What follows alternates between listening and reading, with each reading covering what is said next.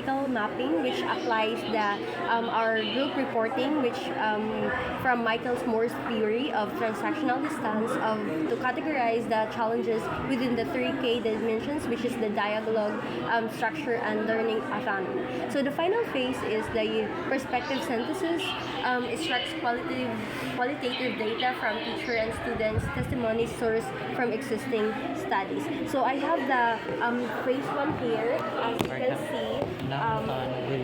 Here, sa next page, we present a table, which is the first row is the technology used, which site sample is Zoom or Gmeet. Then the common challenges for this is connectivity issues, lack of nonverbal cues, and passive learning. And we have the noted benefits here, the real-time interactions and breakout discussions. So the next one is LMS or Canvas or Moodle. We have the challenges here, rigid structure, self-learning burden, and the benefits is asynchronous flexibility, tracking progress. And the third one is MS Teams. The challenges are feature overload, limited training, and the benefits are integration with Microsoft tools and recorded lectures. So the next phase is the theoretical mapping. So we have the dimension and K observations here, and the last one is theoretical implication. So the first one is dialogue.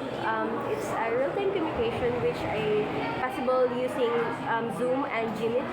Mostly students feel emotional detached since teachers find it difficult. Labi na sa kanang old tradition nga kanang teaching since dili siya digitalized, which is kanang we prefer face-to-face than online. And we have the implications here that reduce emotional connections, unlimited interactive feedback, or increased transactional distance. And the second one is structure, or the LMS offer consistency and content control, but we can read it at impersonal. So we have the theoretical implications too.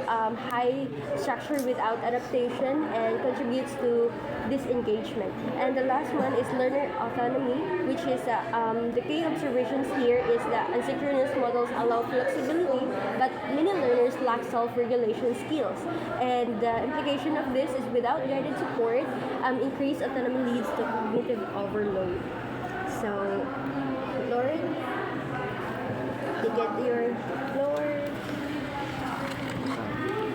Sample phase 3. So phase 3, which is the use of description, we have here sample user response and their interpretation. So first sample, kung actually ko tali ako malitaw, ito ka-ask of question value.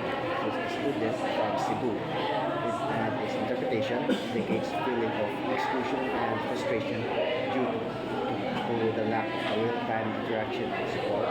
And the second sample, which is response, parang robotic casting, which is a teacher in Manila, and its interpretation suggests emotionally flat mechanical interaction that hinders engagement and dynamic learning. And the third response, this should be managed ang oras sa asynchronous relay klaro ang activation sa high, which is student from Davao said.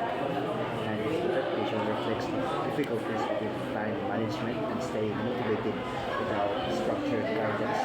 And the last response, nag-isip po og discipline sa kaugalingon, wala mag-check kung nagbuhat pag-good sa task, which is a student from Lubino.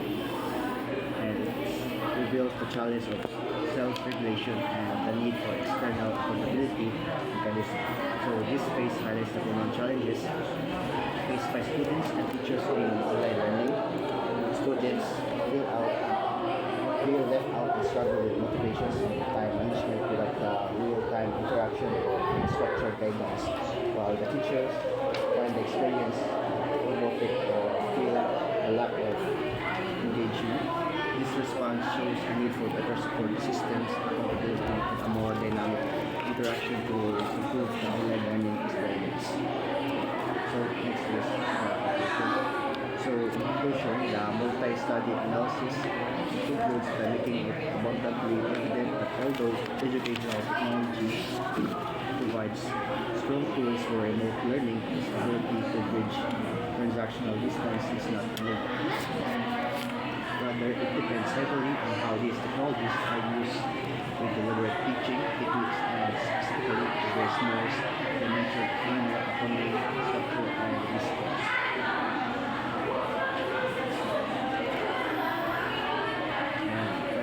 recommendations following suggestions put forth each course for additional study and real-world implementation in the areas of distance learning and educational technology.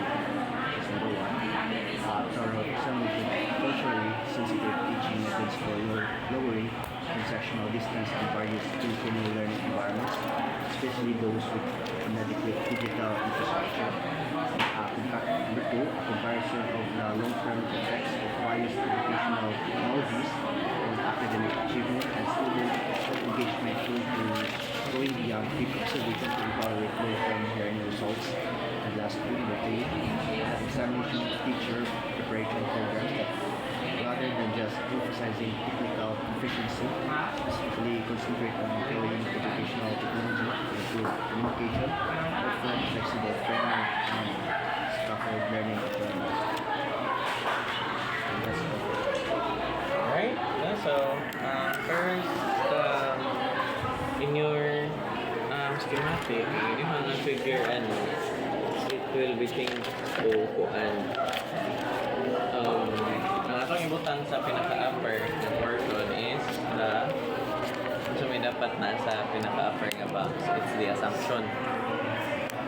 Kaning apart, sir, na? Kanang apart. O, inyuhan na siya nga ibuwag sa kanang digital structure anatomy. Butangan na ninyo o araw na po sa ubos. Mura ninyo ginaniyon og style ba? So, if diri ang inyong assumption, diri ang inyong asayo pa ganin na pag ganin dito ni sa ikuan dapat bubaba pa nga isa ba para inani. So, ang kanin siya under na ni ma-under niya kaning tulo. Na siya. So, inyo siyang i-connect and then after dapat na siya murag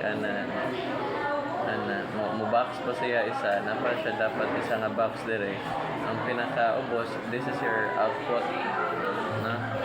And unsa man ang inyong output, your output will be your own nga framework kung saan ninyo pag-gauge ba. Like for example, no, kaning inyong table mo na lang niya itong framework cargo. Kaning inyong gihin mo. Like for example, in this one, no, kinsa may gabuot aning mo na inyong ipamutang. Is there a framework mo nga gisunod diha or inyong haran ni? Nag-base sa may ato kakong gi-use na mo sa PPT nga. So basically mo na niya ang inyong nga pwede na niya may hinuon ninyo mismo nga framework nga ug naay mag-study about ani nga mangita sila recurring issues encounter distance learning kanina mismo ang ilahang table nga gamiton igo na lang sila mag-supply sa data. It's either that or magpili lang mo sa tanan ninyo nga mga tables nga gipanggamit. Pwede sad nga kani siya or pwede ka tong pwede po sa I think na pumunta yung third nga table no. Pwede sad kani siya. Magpili mo ng tulo ka table kung gusto mo nga framework and then you have to make mura siya rational ba behind it. Inyo lang i-explain nganong kani inyo i-explain like for example no. For example in this ang first inyo nga statement it should be more discussion lang about the kuan. Like for example kanino nganong ni-exist man nga column. Ano niyo pag-explain ba nganong ni-exist man nga column unsa may pwede pamutang dire. No niya next is nganong naanasad ni siya unsay pwede na to mabutang diha and so on and so forth no say the same thing ani niya. So that will apply sa other po din yung mga kuan other din yung mga possible nga himuon. Pero I think nindot nang himuan ninyo kaning first nga phase ba kaning phase kaning phase 1 aron na kuan. So I think that would be all, no? I think that's it. So you just have to tawag ini follow through with the framework ninyo kaya mo ito yung final nga output. Okay? Questions regarding that one? That will just be a soft copy na lang. Soft copy na lang. Ito nang Via Google Classroom. i-Google ko na ito Google Drive. I-PDF na ninyo. When Next week. But it will be simple na lang. Kaya na-exist naman siya. Inyo na lang i-expand. Of course, hingan lang na ninyo ang inyong table because it's your own naman. Own. Creation naman ninyo. Okay? Sige. Question, wala na? Okay? Thank you, sir. Call on the next speaker, please. Thank you, sir. Thank you so much.